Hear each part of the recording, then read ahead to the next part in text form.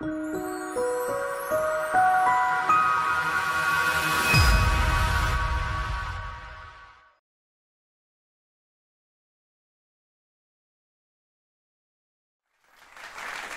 po ang ating Panginoon at magandang gabi po sa bawat isa po sa inyo. At nawa sa gabi pong ito ay muli tayo mabiyayaan ng karunungan ng ating Panginoon. Pagpalain muli ang ating pong mga espiritu, ang ating pong mga kaluluwa, higit lalo sa ating pong buhay pananampalataya, na ating pong patuloy na maunawaan po ang banal na kalooban ng ating Panginoon, partikular po dito po sa bagong series po na siyang ating tinatalakay, na napakalaki po ng kaugnayan pagdating po sa usaping kaligtasan. So sa ating pong pagpapatuloy po para po sa gabi po na ito, ay samahan po muna ninyo ako sa pamagitan po ng panalangin at tayo po humingi po ng patnubay po sa ating Diyos na buhay. Tayo po ay manalangin.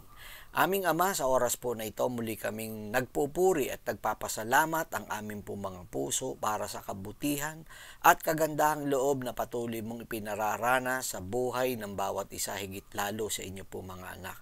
Hiniling po namin, Panginoon, na sa pagkakataong ito linisin mo ang aming po mga puso at kami po, Diyos, ay patawarin sa lahat ng aming pong kasalanan, sa lahat ng aming karumihan, sa lahat ng mga bagay na mga kahinaang gumapi po sa amin.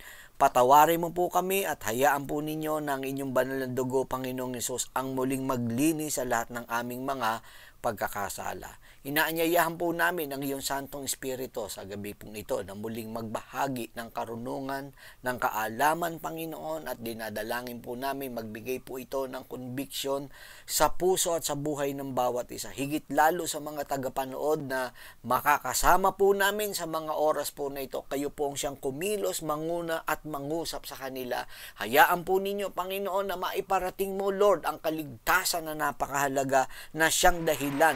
Kaya ikaw ay nagkatawang tao upang kami, Panginoon, ay matubos at mapagkalooban ng kaligtasan. Salamat po, Panginoon. Pangunahan mo ang bawat isa po sa amin. Hinihiling ko, Panginoon, mangusap ka, ibigay mo ang katalinuhan sa pagpapahayag po ng iyong lingkod sa iyong mga salita.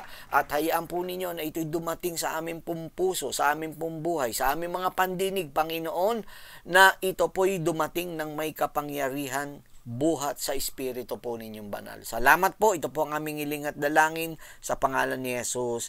Amen and amen and amen. So purihin ang ating Panginoon at tayo po bumasa po sa kanyang pong salita. Hango po in the book of Hebrews chapter 10 verse 25 up to verse 27. Hebrews chapter 10 verse 25 up to verse 27. And let us not neglect our meeting together as some people do, but encourage one another, especially now that the day of His return is drawing near. Dear friends, if we deliberately continue sinning after we have received knowledge of the truth, there is no longer any sacrifice that will cover the sins. And there is only the terrible expectation of God's judgment and the raging fire that will consume His enemies. Proverbs chapter 21 verse 16. Proverbs chapter 21 verse 16. Ito po ang pagkakasabi po ganun. The man who strays away from common sense will end up dead. Ayun. Ulitin natin ang pagkakasabi. The man who strays away from common sense will end up dead. And Proverbs chapter 3 verse 21. My child, use common sense and sound judgment, always keep them in mind. Purihin po ang ating Panginoon.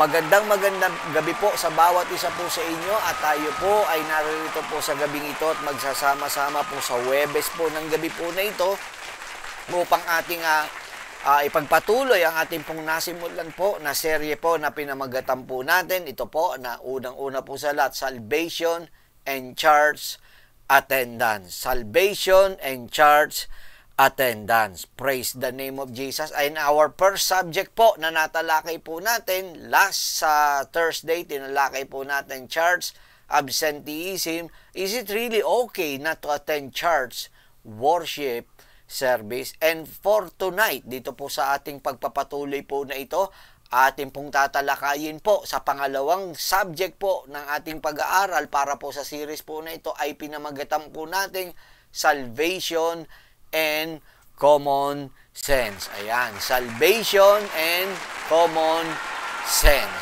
Praise the name of Jesus.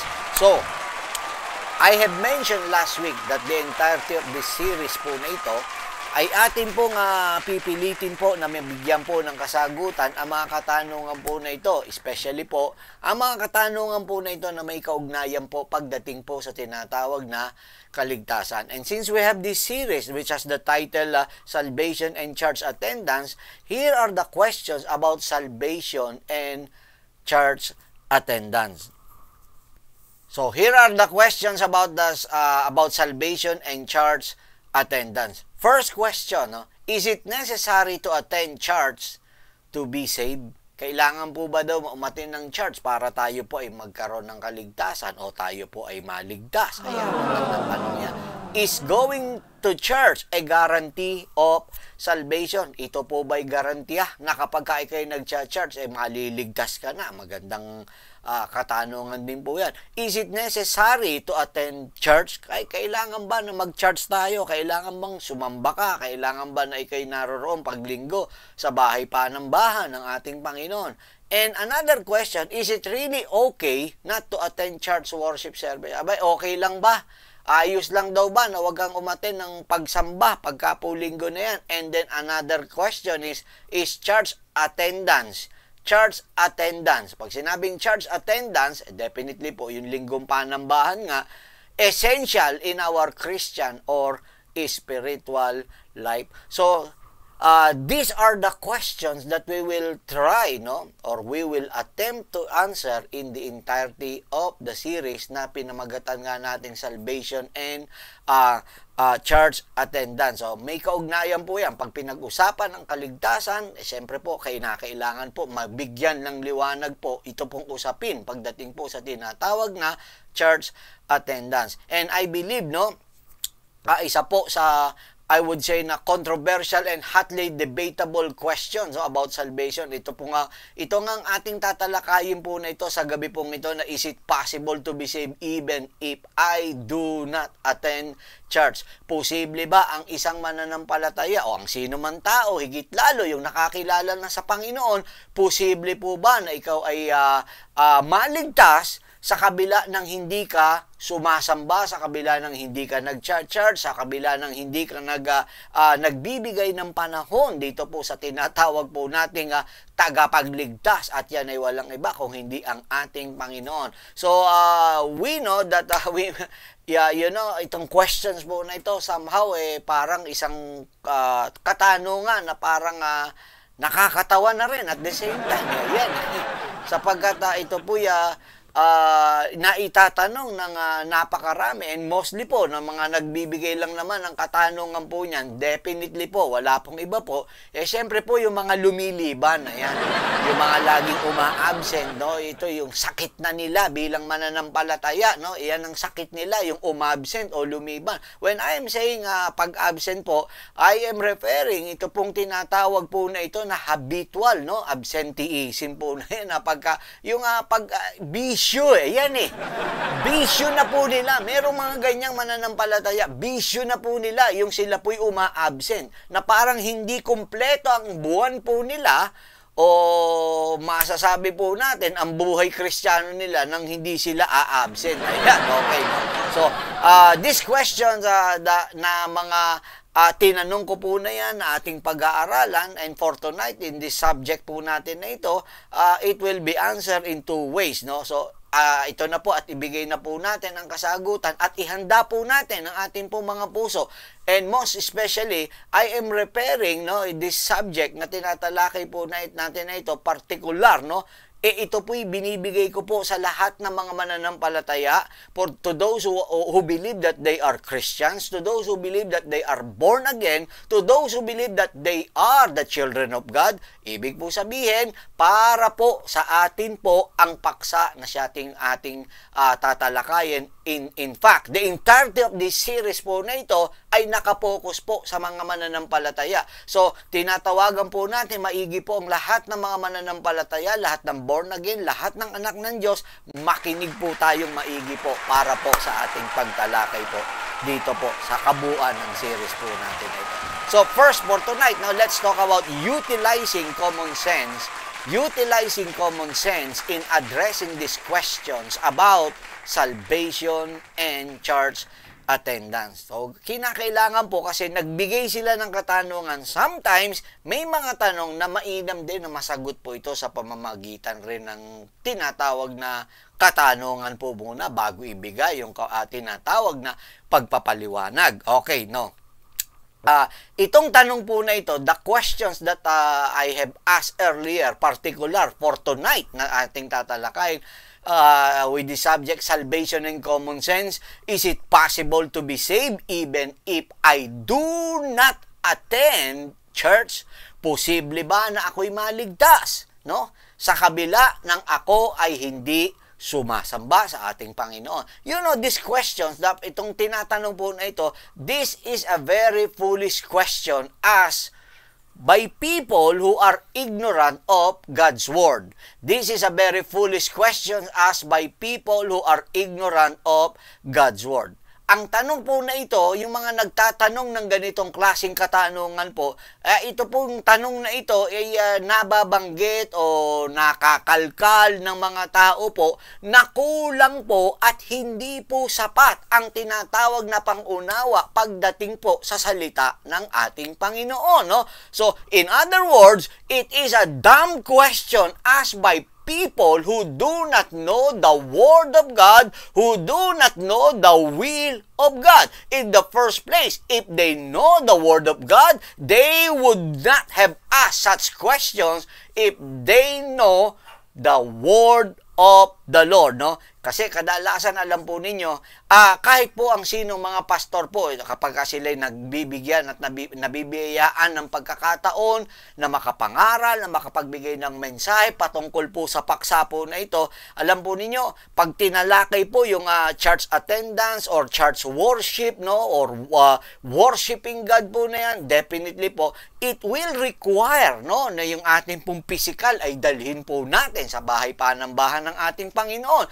It will require na magbigay po tayo nung tinatawag po na time para po madala po natin ang ating pong mga sarili sa bahay panambahan ng ating Panginoon. So, kaya nga yan, ito nga yung nagiging tanong, no? Like for example, can I be saved and not attend church? Yan, magandang ano, no? So, can I be saved and not attend church? Pwede ba ako maligtas? Ayan ang tanong. Pwede ba na ako'y maligtas? Pero, hindi naman ako mag-church. Ayan ang magandang tanong nila. Pwede ba akong maligtas at pagkatapos, after na maligtas ako, hindi na ako mag-church? Or, is it possible to be saved even if I do not attend church? You know, my first thought, pagdating po din sa mga ganyang klaseng tanong, no, eto na lang rin ang gusto ko maitanong po, no? Kaya nga ito'y pagpapaalala po sa atin, tandaan po ninyo, napakahalaga po ng salita ng ating Panginoon. Bakit ko po winika at sinabi po yan? In Proverbs chapter 21 verse 16, tingnan nyo ang sabi pong gano'n, the man who strays away from common sense will end up dead. Take note of that. The man who strays away from common sense will end up dead. Yan ang ibig po sabihin po nun. So, ibig po sabihin na kapag ang sino man tao po ay nahiwalay, nalayo, o nawalan nung tinatawag po na common sense, sila po ay ano po mangyayari? Sila po ay they will always end up dead. Ibig sabihin, todas ka kapag wala kang common sense, which is totoo yan in all aspect, not only in spiritual life, even in a practical way or practical living. Kapag ka nawala po ito pong tinatawag na common sense po ina ito, todas ka talaga, patay ka, kapatid kaibigan, kapag ganyan na nangyari. That is why even in Proverbs chapter 3 verse 21, itong pagpapaalala po, no, my child, use common sense and sound judgment, always keep them in mind. Yan ang sinasabi po, hindi po pwede na mawala sa atin ang tinatawag na common sense. Dapat ginagamit po natin ang common sense sa lahat ng bagay, especially in this subject po, in terms of salvation. Dapat matuto po tayong gumamit ng common sense pagdating po sa tinatawag na usapin ng kaligtasan. Higit lalo. Uulitin ko, higit lalo. Okay, so let me ask these questions, no, sa inyo pong lahat to drive my point using common sense to answer this controversial and hotly debatable questions po na ito. Okay, para masagot ko po, no? Okay, ito po, direct pakibalik mo nga sa akin muna. Para masagot ko po muna yung katanungan po ninyo na nagtatanong na is it possible to be saved even if I do not attend church, no? Or can I be saved and not attend church? Okay, eto po yan, no? Eto naman po ang itatanong ko po sa inyo sa tanong nyo po na yan. Makinig po kayo maigi at namnamin po ninyo, lasahan po ninyo kapatid kaibigan, no? Ito po mga sagot ko na katanungan din para po sa tinatanong nyo po na kung po pwede ka bang maligtas na hindi ka mag-church. Okay, eto po, first question na ibibigay ko po rin po sa inyo by using common sense, no, to answer these hotly and debatable questions. Ang tanong unang-una, can I be a firefighter yet never fight a fire? Pwede ka ba na maging parang bombero pero hindi ka naman talaga bumobomba nung tinatawag na apoy? Yan eh. Okay, kayo po makakasagot niyan, kapatid kaibigan. Pwede ka bang maging bombero na hindi ka naman talaga bumobomba ng apoy? Sumunod, can I be a doctor but never see a sick patient? Pwede ba na mangyari na ikay maging doktor at pagkatapos wala ka namang pasyente na inaaturga, wala kang pasyente na inaalagaan? Pwede ba yan? Or can you call yourself, or can I call myself a hunter and yet never go hunting? Yan! Kayo sumagot, pwede bang tawagin ng isang tao po na ikaw, pinagmamalaki mo, hunter ika ako, pagkatapos kung hunter ka, di siyempre dapat naghahanap ka, you go on hunting, no? Pero paano ka magiging hunter kung hindi ka naman talaga ng hunting? Ganun lang po kasi po yung bagay na tinatanong. And, can I be, ayun ang maganda po, can I be a golfer while never playing golf? Pwede ka ba na masabi mo na, ako, golfer ako, pinagmamalaki ako, golfer ako pumapalo ako ng pumapalo palo ng... Pero hindi ka naman talaga nakikita na talagang naglalaro ng golf. Or you may say, parang ito sa isang modernong kapanahonan, no? Pwede ba na ikay maging dedicated spouse while never see, can I be a dedicated spouse while I'm never seeing my wife? Ganun lang po kasimple yan. Or, can I be a chef? Pwede ba na mangyari na matatawag ako na sabihin ko, chef ako. Pero hindi nyo naman ako nakita na nagluto, hindi ako nag-bake pagkatapos tawag ko sa sarili ko, chef, di po ba? Or is it possible na sa kaparehas ko na for me to be a preacher, tatawagin ko sarili ko na preacher and never preach the word of God? That is why kapag tinawag ang sino man na preacher, kaya siya nagiging preacher kasi siya po ay nangangaral ng salita ng Diyos. You can never call yourself a preacher and yet na ikaw hindi naman nagpipreach ng salita ng ating Panginoon. Parang sa panahon din natin ngayon, di pwede bang sabing cosplayer ka pagkatapos hindi ka naman umaaten ng mga tinatawag na cosplay event po na yan. Ganun kasimple lang yung bagay po na yan. So kaya yan, pag sinabi mo cosplayer ka, aating ka o obligahin ka na talagang makaating ka doon sa mga event po na yan na meron po. So ganun din yan. The simple answer to all of this question is that I cannot be any of these things unless I participate in them. So, going back with your favorite questions, ayan, yung mga paborito ninyo po, yung mga pala absent, yung mga mahilig po lumiban sa gawain ng ating Panginoon. Ito po, no? Ito po itatanong ko po sa inyo.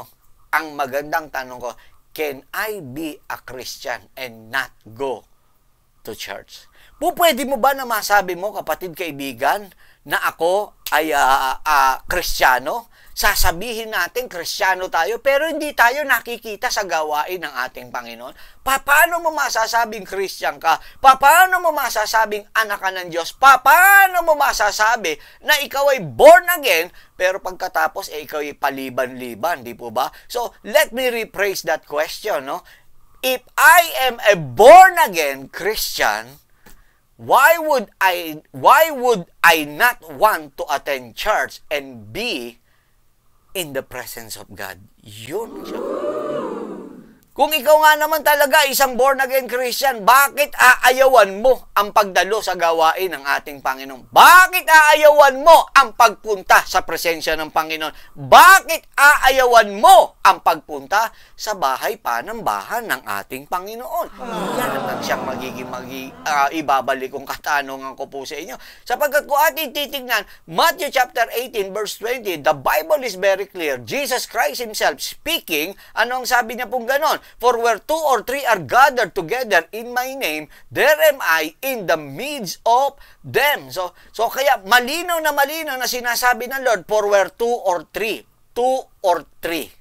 gathered together in my name, there am I in the midst of them. So this promise is made to God's church. Binigay ng Diyos ang pangako po na ito para sa kanyang iglesia. Wala po kayo makikitaan na pangako ng Panginoon po dyan, maliban po sa church, no? Because we all know that God is omnipresent and yet may promise siya. Isipin po niya, pag sinabing omnipresent, present everywhere. Nasa lake ang Panginoon, nasa kagubatan ng Panginoon, nasa kabundukan ng ating Panginoon, nasa syudad ng ating Panginoon, nasa himpapawid ang ating Panginoon, nasa impyerno, kahit sa impyerno, yan, nandun. Sinasabi po ng Book of Psalms yan ni David na nandun po sa Hades po ang ating Panginoon. Because God is omnipresent, God is present everywhere. But He has this special promise para sa church na where 2 or 3 are gathered together in my name, there am I in the midst of them. Yun ang pangako ng ating Panginoon. So, a church is a unique place where God has promised that He will be in the midst of His people. Pangako niya po yan because we also know that God inhabits in the praises of His people. Parang kagaya po sa gabi pong ito sa atin po or every time na meron pong gawain, every Sunday, especially lalo na kapag yung mga may physical na dito nga sa amin pong iglesia, sa mga first timer po, hindi po kabilang na iglesia po namin. Once a month lang po kami nagkakaroon for now nung tinatawag po na physical or face-to-face service po. At ginagawa po namin yan temporary po ay dito po sa Las Piñas sa Excelsior Hotel po ginagawa po o dinadaos po namin yan. So yung mga meron naman po na mga regular na po every Sunday, dapat huwag kayong liliban po. Lalong nakakaya naman. Mahiya-hiya kayo, lalo na dito sa amin po, once a month lang hindi pa umaatin. Biro mo, once a month na tigas ng panga. Pagkatapos ayaw umatin, hindi pa rin nakakaatin. Isang beses na nga lang sa loob ng isang buwan yung ating pong face-to-face. Ganyan ang ginagawa. So, ang promise ng Lord, this is a unique promise for His church, for the church people, no? For God has this special promise that 2 or 3 are gathered together in my name, there am I in the midst of them. So every time na may gawain po tayo, yes, alam ng Panginoon yan, talagang nakikita po tayo ng ating Panginoon. Nakikita ng Lord kung sino po yung mangilan-ngilan, no? Na kung saan very disrespectful para po sa Kanya, no? Biro po ninyo, gawain po pagkatapos walang ginawa, kundi magsiselfon, biro niyo, nagagaganyan Ang sagwan tignan, charge, pagkataas, di po ba? Cellphone ng cellphone, hindi po maganda.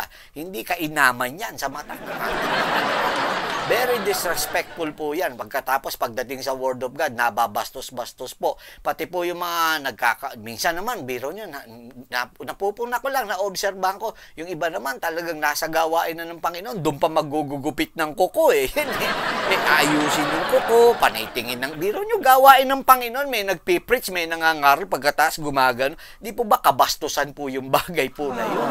Hindi sa ano po mang bagay, hindi natutuwa ang ating Panginoon, nakikita niya po yan, at At nauobserbahan din naman ng Panginoon kung sino naman yung mga matapat na nagaantay, nagaantabay sa blessing ng ating Panginoon sa pamamagitan ng salita ng ating Diyos na buhay. Nakikita niya kung sino yung matapat na nakikinig ng salita ng Diyos. Nakikita niya kung sino po yung nagte-take note po dyan. Nakikita ng ating Panginoon kung sino po talaga yung tumatanggap ng salita ng ating Diyos na buhay. Lahat yan nakikita niya. Bakit po? Kagaya ng sinabi ko, God's church is unique. Binigyan niya ng special promise that where 2 or 3 are gathered together in my name, there am I in the midst of them. So, hindi po ba't wala nang mas mainam na kapag ka po tayo may gawain, lalo na po sa mundo po na to, na bat-bat ng kahirapan, ang tayo po ay bumabad po sa presensya ng ating Panginoon. Yes, yun na lang po ang kinakailangan na magawa po natin. Isa sa makapagpapatibay po, alam po ninyo, ang mundo po na ito, kahit saan ka tumingin, mapupuno ng tinatawag po na discouragement. Pero alam po ninyo, wala na pong pinakamainam, no? Pinakamaganda po, kundi ang mapa sa presensya po tayo ng ating Panginoon. Isipin po ninyo, lahat po na nakaranas na in love, di po ba? Gustong-gusto niya na makapagbigay kayo ng oras doon sa inyong iniibig at minamahal po na yan, di po ba?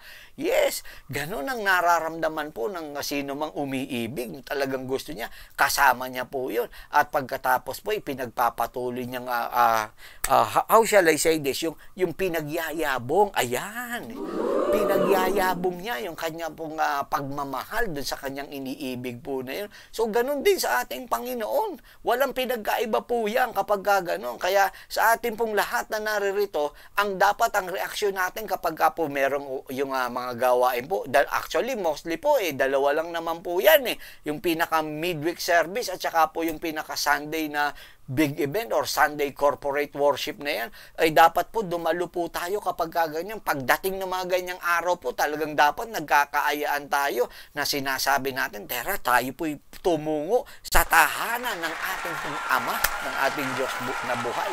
Ganyan po dapat Kaya lang, we all know, marami pong mga tinatawag na mga excuses o mga tinatawag po na mga kadami-daming dahilan bakit hindi sila nakakadalo sa gawain ng Panginoon. So now, let's talk about this, no? The excuses and the untold truths in missing the church services. The excuses and the untold truth in missing the church services. Now, kapag ang isang tao po, isang mananampalataya, hindi po siya dumalo sa gawain ng ating Panginoon. Kadalasan, the term that we've been using is, to them, is they are missing church. Parang gano'n, no? So, ano po ba ibig po sabihin when you say they are missing church? Let's talk about the meaning of missing church. Okay, ano po yan? Ito, bibigay ko po sa inyo. Una po, they miss church because, ayan, they have duties to complete. Ang ibig po sabihin, meron po ng mga dapat po na mga tapusin na dapat tatrabahuhin. Ayan, they miss going church to see their friends and family. Ayan, kaya lumiban. Ayan, kaya sumablay. Ayan, no? Sa pagsamba, no? Bakit? May mga kakatagpuing kaibigan at pamilya. Yung iba naman, sumablay sa pagsamba, hindi nakasamba dahil po, they have a schedule, an appointment with someone. May kausap Ayun May ibang kausap at ano pa, they miss church due to physical exhaustion. Ayan, sobrang patampata, marami pong ganyan, no? Patampata, yung pagkakapataan nila, natapat pa, linggo, no? Kung kailan yung araw ng panambahan, doon natapat na sila po'y patang-pata. Ayan, sa mga oras na yun.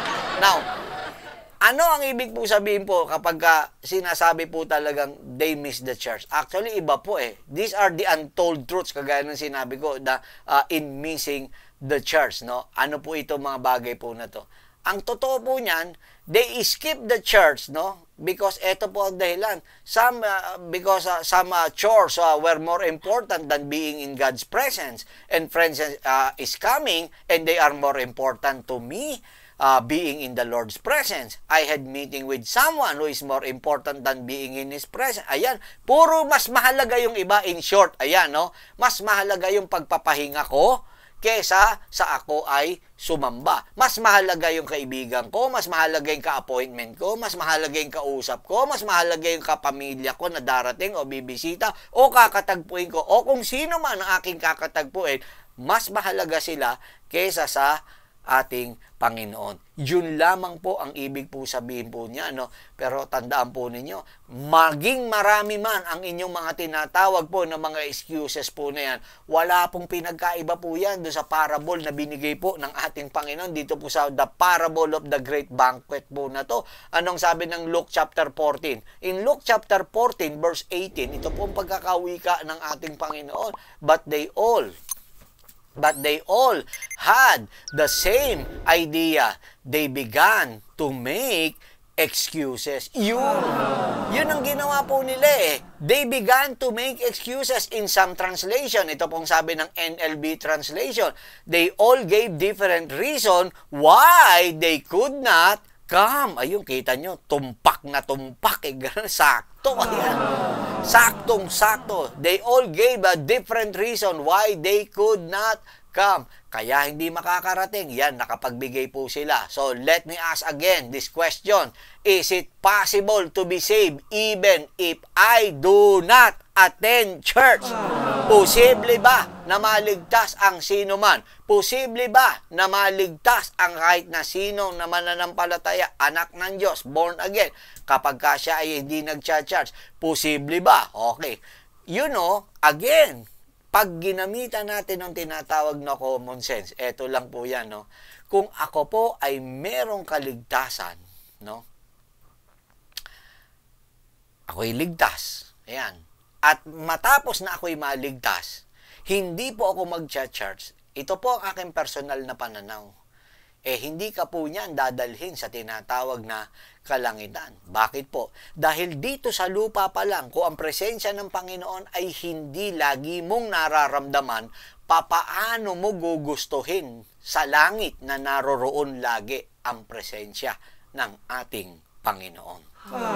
Sagutin mo yan. Kung dito pa lang sa lupa, na minsan mo lang makakatagpo ang presensya ng Panginoon na mararamdaman, umi-skip ka. Tumatakas ka pa, lumilibang ka pa. Paano mo sasabihin gusto mo na mapunta sa langit? Sa langit, ang presensya ng Panginoon ang siyang naroroon. And I am not preaching salvation by works, no? But our works should demonstrate that we have been saved by the grace of God. Yan lamang po ang sinasabi ko, dinilinaw ko po sa inyo pong lahat.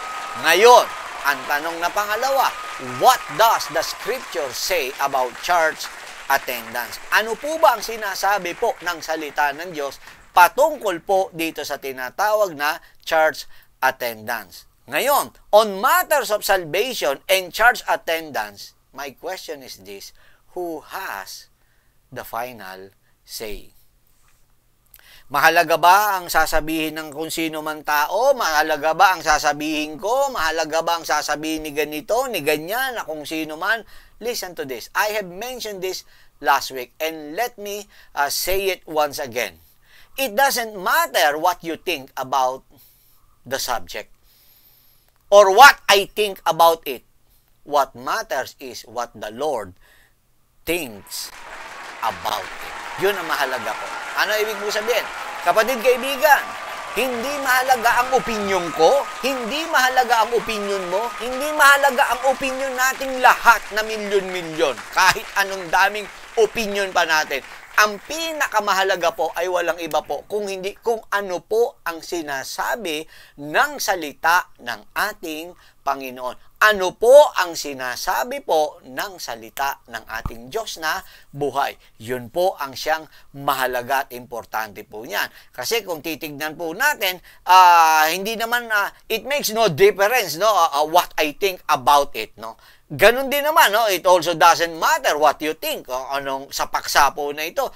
Ang importante at mahalaga po, ano kaya ang sinasabi ng salita ng ating Panginoon? Hebrews chapter 10 verse 25. Hebrews chapter 10 verse 25. Palakpakan natin ang ating Panginoon. Ayan, purihin ang ating Diyos na buhay. Hebrews 10:25. And let us not neglect our meeting together as some people do, But encourage one another, especially now that the day of His return is drawing near. Yan ang sinasabi pong ganon. So, in short, with this verse po na ito, na nabasa po natin in Hebrews chapter 10, verse 25, very clear what the Bible says, the Almighty God, commands His people to attend church. Iyan ang iniuutos po ng salita ng ating Panginoon. The Almighty God commands His people to attend church. Ibig po sabihin, sa salita ng ating Panginoon, ipinag-uutos po na ikaw, ako, tayong lahat ay dumalo sa gawain ng ating Panginoon. Take note of this. This is not a suggestion. Hindi po yan suggestion. It is a commandment. Utos po yan na ibinibigay po sa atin ng ating Panginoon. So, it is not a Sunday morning debate na kung saan na pagtatalunan pa, aatimba ko o hindi. Yung iba, pag-iisipan pa. Yan. Aatimba ko o hindi. Yan. Hindi po ganun po yan, kapatid kaibigan. It is a command, a direct command, a direct order from God, from our Creator, na dapat po tayo ay dumalo at umaten sa kanyang panambahan. Utos po yan ng ating Panginoon. And hindi natin po pwede po masabi po na paano yan kung ganito. Ito na lang po masasabi ko po. Ang sinasabi ko po rito at na pinag-uusapan po nating absenteeism po rito, yung habitual, kasi there are some, baka sabihin naman, napakalupit naman, naputulan na ako ng paa, gusto ko din ako. Iba po yun, Pag may sakit po, hindi makabangon po sa higaan po dahil nga matindi karamdaman. Excuse po yan, definitely excuse po yan, Nasa ospital ka, o nasa emergency situation ka, mga excuse po yan. Ang sinasabi po natin, yung habit po meron po yung ganyan sinasabi ko nga, bisyo, yan. Bisyo na to. Bisyo na yung pag-absent Bisyo na yung ginagawa po na yan na pagliban po sa gawain ng ating Panginoon. Ibig sabihin, napakapalasak po, derecho po, na talagang grabe pagdating sa pag-absent po. And to be straightforward, some of, we have members din naman in our church na talagang dito po sa church po namin na talagang isipin po ninyo nga kami once a month. Ako nga hindi ko maisip yung once a month na lang ito pong face to face service po namin, isipin po ninyo hindi pa po magawa at lako ano po yung mga nagiging dahilan, excuses po na po pwede namang gawa ng paraan para yung magiging problema na sinasabi niya ay ayusin po. Hindi naman po pwede na parang bato na paano yung aso ko? Ayan. Biro nyo, dapat ang aso, kumuha ng aso para yung aso magbantay ng bahay. Pero ngayon, baligtad po Yung kumuha ng aso, para yung kumuha ng aso, siya magbantay po sa aso. Ayan. Yan ang nangyayari po. Nakakaya, mahiya-hiya po tayo kapag lalo na hindi po ka tanggap-tanggap. Alam nyo naman sa sarili po ninyong mga bagang. Ayan. Sa sarili ninyong bagang na hindi po ninyo, hindi katanggap-tanggap ang inyo po mga dahilan sa pagliban po na yun. Lalo na po yung sinasabi po natin na habitual po, meron po. Okay, yung mga paminsan-minsan, emergency, wala tayong magagawa. Alangan naman pilitin, naputulan ka ng paa, pagkatapos chachats ka pa rin. Hospital ka dapat tumakbo kapag gano'n. Okay, so, the Bible reminds us, let us not forsake the assembling of our selves together. Yan ang sabi pong of our meeting together. Now, let's take a look at the word forsaking. Ayan. In King James, he used the word forsaking, Now, in many contexts, ito po yan, the word forsake is derogatory or term na kung saan, or which is sabihin po natin na offensive po yan, ito pong word po na yan, hindi po siya maganda. It is because halimbawa It is a derogatory term kapag ka ang isang asawa, iniwan po niya ang kanya pong pamilya, that is a derogatory term when you use, when a husband forsake his wife or his family, ganyan po yan. And it would be a dirty word naman when a soldier goes a wall and abandons his fellow soldier. Yan po yun, when he forsake, yun po ang ibig po sabihin. And the word forsake is also a horrible word when a child of God abandon God's house. Ayan. Pag inabandona mo ang iglesia, ang tahanan ng ating Panginoon, that word forsake is a horrible word. No? So, that is why tayo pong lahat na naririto, we should not abandon God's church. No? Kagaya ng ginagawa po no, ng iba. Kita nyo, the term na ginamit po, as the manner of some is. No? When you say, as the manner of some is, ibig po sabihin, as some people do. Gaya ng ginagawa ng iba. Ano ibig sabihin ng gaya ng ginagawa ng iba? Kasi kahit na nung araw talaga merong gumagawa po pala talaga nung kahit na nung panahon ng mga apostol, ng mga alagad, may mga lumiliban po talaga. Hindi nawawala eh. Pero pinaiiwas tayo sa mga gumagawa ng ganun. Meron gumagawa na mangilan-ngilan. Mangilan-ngilan. Yun ang sinasabi pong ganun. So ano ibig po sabihin? Christians must prioritize God in their lives. Christians must prioritize God in their lives. Which is according to Hebrews, makikita po natin paano natin magagawa po yung bagay po na yan, no? Na sinasabi po na wag nating kaliligtaan yung gawain na yan ng ating Panginoon. So, kung titignan po natin, para magawa po natin itong command po na ito from Hebrews 10:25 po na ito, gusto kong linawin po nga po pala, ito pa karagdagan. Hindi nga po pala, ibinigay rin po itong kautusan na Hebrews 10:25 po na to sa mga hindi mananampalataya.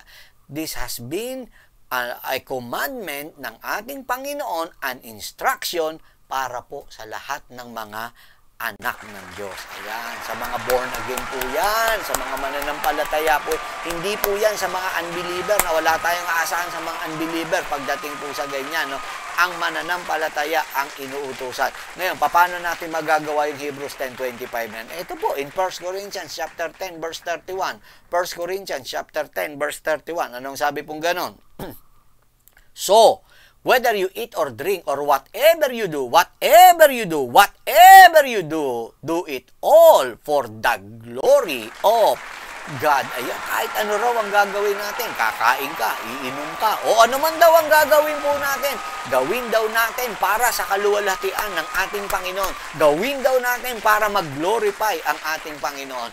Now, para mag-glorify natin ang ating Panginoon, alam po ninyo, tayo rin ang makakasagot po niya, no? Alam niyo, dito po sa Bible po, meron po mga direkta na mababasa po tayo na binabanggit po ng mga palasak na mga kasalanan na makikita natin at mababasa po natin at sigurado tiyak na tiyak tayo na naroroon yung kasalanan po na yun. Pero alam po ba ninyo, meron po mga kasalanan na hindi pa po naiimbento po no? ng diablo, ng maisulat po ito pong salita po na ito ng ating Panginoon. So that is why, para ma-distinguish lang po natin yon, ito po ang pinaka masasabi po natin if there are some gray areas, no, na kung saan hindi pa ganun kalinaw, para lang makaiwas po tayo, kinakailangan ito po ang gagawin po. We should do it for the glory of God. Ano ibig po sabihin? Ganito lamang po kasimple yan. Kung halimbawa, kung iiwan mo, abandonahan mo, o lilibang ka, absent ka, at pagkatapos manonood ka lang ng concert, manonood ka lang ng performance, manonood ka ng whatever, celebrity performance or concert po na yan, do it for the glory of God. Kung magagawa mo yun, na maluluwalhati ang Panginoon, gawin mo. Pero kung hindi mo maluluwalhati ang Panginoon doon sa pag-attend mo na yun ng concert, wag mong gagawin.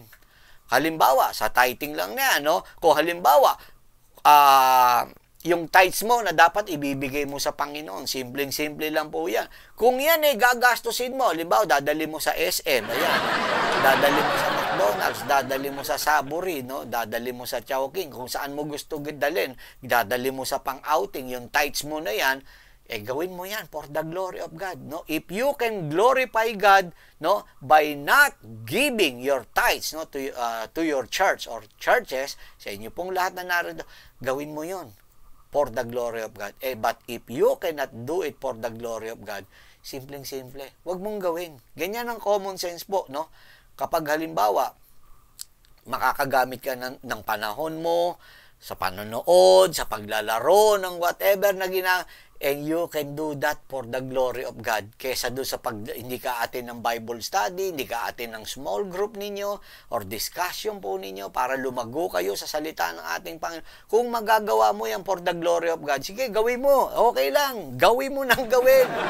Kung magagawa mo na doon sa bagay na yun, for the glory of God, na, sige, gawin mo. Pero kung hindi mo mag-glorify si Lord, wag mong gawin.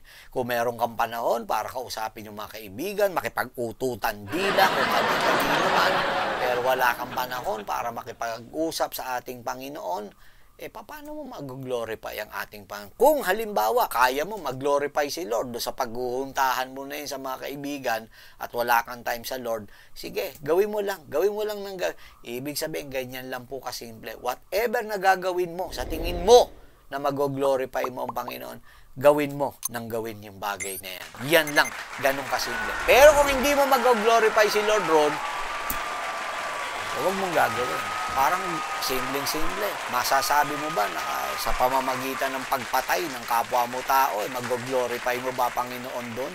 Siyempre hindi. Common sense eh. So, bakit mo gagawin kung hindi mo naman pala mag-glorify ang ating Panginoon? So, let me give you another example why it is wrong to abandon or to leave your church or to skip the church, no, services, no, the corporate worship na ginagawa po natin. Listen to this. Forsaking God's church service or worship is one of the best way to undermine or destroy your Christian testimony. Totoo po yun. Yan ang isang matinding magagawa po natin para masira po yung patotoo po. Anong patotoo meron ka? Nasasabi mo mananampalataya ka pero ang lakas ng loob mong lumiban, di ba? Ang lakas ng loob mong umabsent. Pagkatapos yung sinasabi ko, habitual ha. Habitual. Ibig sabihin, bisyo eh. Merong ganyan eh. Bisyo na nilang umabsent po sa gawain ng ating Panginoon. Paano mo masasabing malakas ang patotoo mo sa Panginoon kapag kaganyan? At isang bagay para mapahina mo patotoo mo na ikay mananampalataya, yung pagliban at hindi mo pagdalo ng ating pong lingguhang panambahan sa ating Panginoon. Totoo po yan.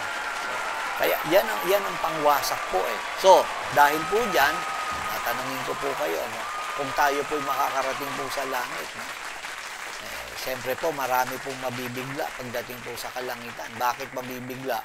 Kasi ang ikabibigla po ng marami is sino po yung mga nando doon at kung sino po yung mga wala doon sa piling ng ating Panginoon. Siyempre, nakakabigla po yung bagay po. At ang tanong, siyempre meron kang ini-expect na makikita mo ron pagkatapos hindi mo siya nakita. Ang tanong ron, bakit hindi mo siya nakita sa kalangitan? Yan ang siyang magiging mabigat. So, for tonight, I'm about to close, no? We have learned tonight, ito pong bagay po na ito. First, that common sense says, no, that church attendance is a must for us Christians. Common sense tells us, ito po tinuturo po sa atin ng common sense na talagang dapat po ang isang mananampalataya, ang isang Christian, ang isang born again, ang isang believer, ang isang anak ng Diyos, abay kapatid kaibigan, dapat nag-church ka.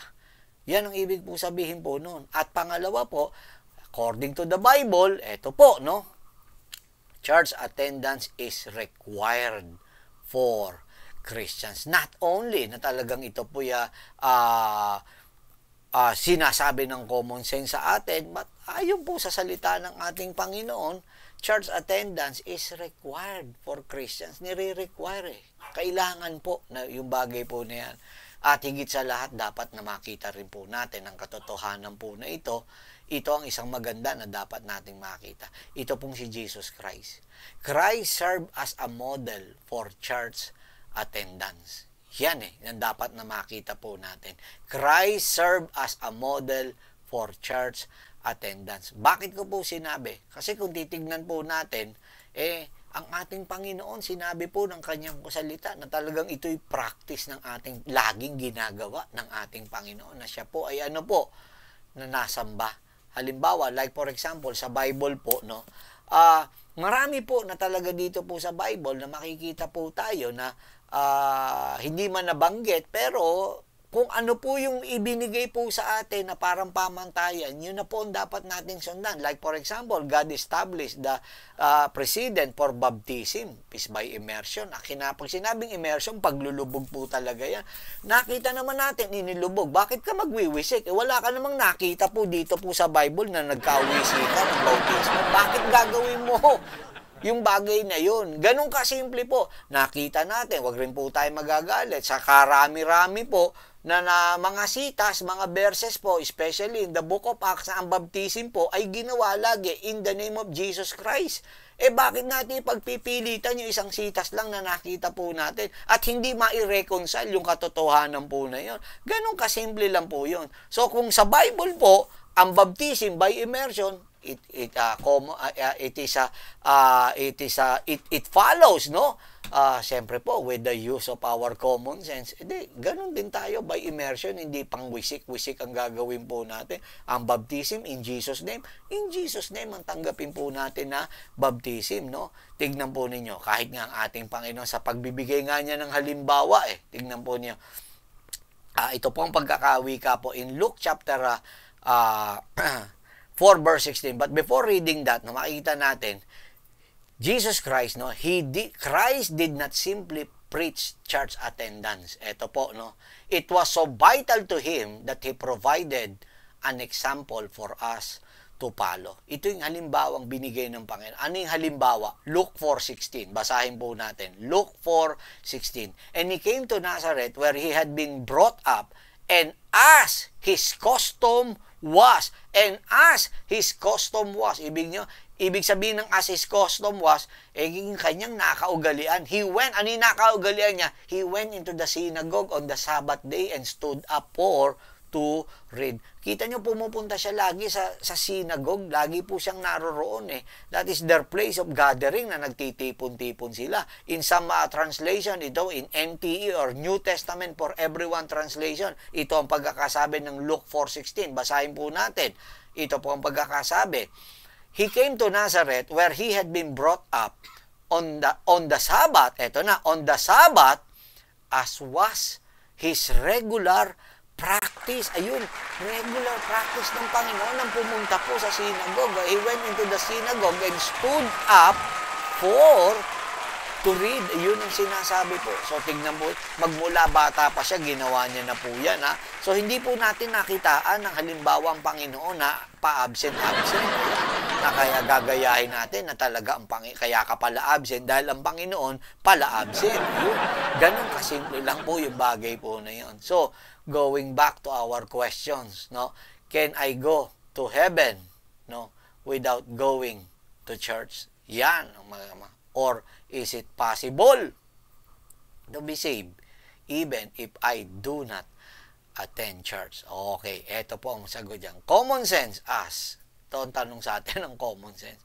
Why would you not want to attend if you are a Christian?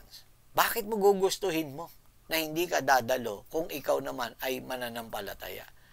And another thing, Scripture teaches us that the Lord Jesus set the example. Attending church was the Lord's custom even from His childhood. Praise God, kalinaw po na. So sa ating pong lahat na naririto, makinig po tayo maigi. Ulit-ulitin ko po, ang sinasabi rito ay yung habit po, yung habitual, lagi pong bisyo na niya. Parang hindi makukumpleto buhay mananampalataya niya nang hindi siya a-absent sa loob ng isang buwan. Grabe po, no? So, yan po sa gabi pong ito, using our common sense po at harinawa, naintindihan po natin yung kaligtasang ibinigay ng ating Panginoon. So, if you have any questions, comments, disagreements, and amens, no, please feel free to comment below. And if you have any enlightenment, encouragement, or inspiration about this video, about this message, kindly leave also your comments here. So, thanks for joining us here tonight in our TNT online service. I speak blessing, I speak power, I speak favors and provision to each and every one of you. So sa ating pong lahat, no, let me have this announcement po, no. I-announce ko na po ito po mga upcoming na mga gawain po namin, sapagkat this coming Thursday, sa pagpapatuloy po natin, ito po ang tatalakayin natin by next week, at ang title po natin, Let Us Go to the House of the Lord. Let us go to the house of the Lord, no?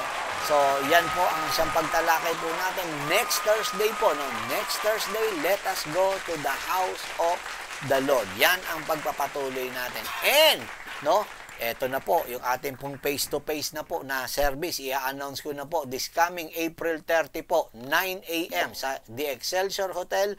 Tayo po'y magkita-kita po, at ang subject po natin ay pinamagatang, Lord, take me to the next level. Lord, take me to the next level. At ang ating po magiging online service naman po, during that April 30 po na yan, ay gaganapin po natin ng alas 7 ng gabi po, at ang papaksain po natin is Prosperity as designed by the scriptures, which will be the part 2 po, no? At yan ang siyang pagtalakay po natin. So, well, that's the word of the Lord here in our TNT online service. Until next week, God willing, this is Pamay speaking for Jesus Christ, one God, one Gospel Church, saying, may the peace of God, which surpasses all understanding, guard your heart and mind through Christ Jesus. God bless you.